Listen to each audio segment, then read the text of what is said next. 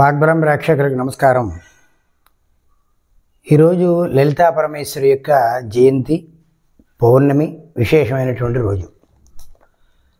ఉత్తరాఖండంలో బ్రహ్మాండ పురాణంలో ఉత్తరాఖండంలో హయగ్రీవ అగస్త్య ఋషుల యొక్క సంవాదం, మునీశ్వరుల యొక్క సంవాదం ఏదైతే ఉందో అక్కడి నుంచి ఉద్భవింపబడినటువంటి శ్రీ లలితా సహస్రనామ పారాయణ. అమ్మవారు లలితమైనటువంటిది. ఈవేళ జయంతిగా చెప్తూ ఉంటారు.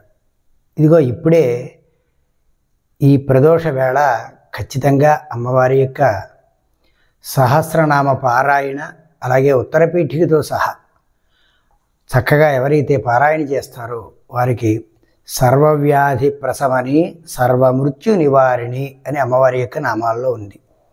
అంటే సర్వమైనటువంటి వ్యాధుల నుంచి నివారణ కలిగి అపమృత్యుములు ఏవైతే ఉన్నాయో, ఈ యాదృచ్ఛిక మరణాలు ఏవైతే ఉన్నాయో అవన్నీ కూడా తీరతాయి. అంతేకాదు ఈవేళ ప్రత్యేకించి ఈ సమయంలో ప్రదోషకాలంలో చంద్రుని యొక్క దర్శనం చేస్తూ చంద్రుని ఎదురుగుండా కూర్చుని ఎవరైతే మానసికమైనటువంటి రుగ్మత కలిగి ఉన్నారో, మానసిక వేదనతో ఉన్నారో, మానసికమైనటువంటి సైకలాజికల్ ప్రాబ్లంతో ఉన్నారో వాళ్ళు చంద్రుని ఎదురుగుండా కూర్చుని దీపం పెట్టి, అలాగే చక్కగా వెన్నపూస ఎదురుగుండా పెట్టుకుని అమ్మవారి యొక్క సహస్రనామ పారాయణ, అలాగే ఉత్తరపీఠికతో సహా తర్వాత ఉండేటువంటి శ్లోకాలతో సహా మొత్తం అన్నీ కూడా చెప్పి అమ్మవారికి ఆ లలిత అమ్మవారికి చంద్రుడికి కూడా ఈ యొక్క వెన్నని నివేదన చేసి అది తినండి.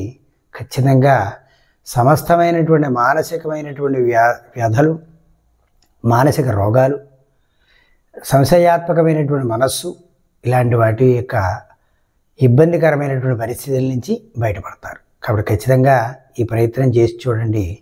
ఈ రోజున, ఈ మాఘ పౌర్ణమి రోజున సంపూర్ణమైనటువంటి చంద్రుని యొక్క సంపూర్ణ కాంతులు, కళలు కూడా ఉంటాయి.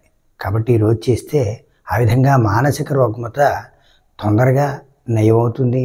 ఆనందదాయకంగా జీవితాన్ని సాగించగలుగుతారు. మిత్రులారా, సబ్స్క్రైబ్ చేయండి, షేర్ చేసి లైక్ చేయండి, అనేక విషయాలు తెలుసుకోవడానికి ప్రయత్నం చేయండి. నమస్కారం.